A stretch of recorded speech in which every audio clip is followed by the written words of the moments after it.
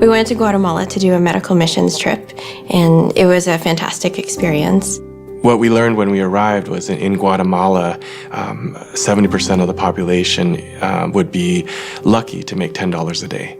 We actually didn't know what we were going to do until we arrived. We had an opportunity to work in different parts of Guatemala.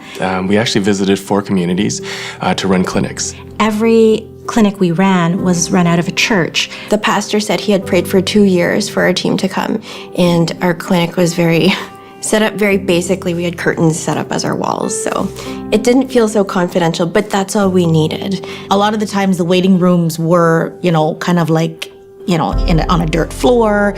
There was like a shed. And people would come as far as, miles and miles. They would walk, some of them without shoes. The first clinic that we arrived at about 8 o'clock in the morning, and there were 30 people waiting outside the church. In a day, we would see roughly over 75 people. One of the days in the clinics, we saw over 100 people.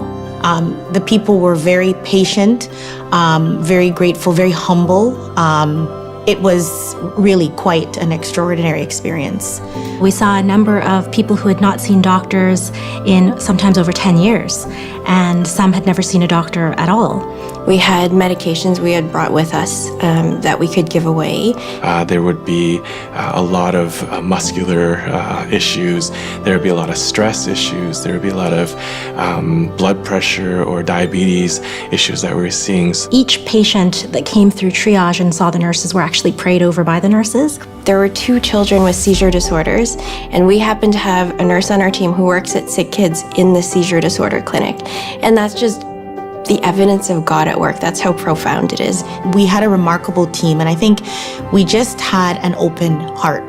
To think that we're bringing something to the Guatemalan people wouldn't really be, I think, right.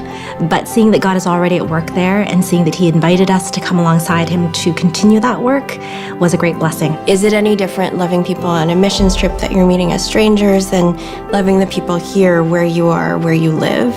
And so what I took away from it was the mission field is wherever you are. I was able to take back a lot from it and relate it back to work. God was saying, I planned this trip. I brought the people on board. It's going to be okay. It's really humbled me a lot in terms of, just putting others first. Just being willing to do whatever God puts ahead of you, and being on a team where everyone had that heart, you really are so encouraged by it, just to know what it's really like to be in the body of Christ. It's important for us to just be open and not to worry too much about the details and trying to figure out how it's going to look, how it's going to work. Because as long as we're open and we're obedient and we're willing, He can work through us. And just letting God use you, letting yourself be that way of God reaching out to people and not feeling like you have to do it all by yourself. If you're feeling that tug, that desire to go, just go. Don't question, am I ready? Am I able? How am I going to contribute? God will use us the way He needs to.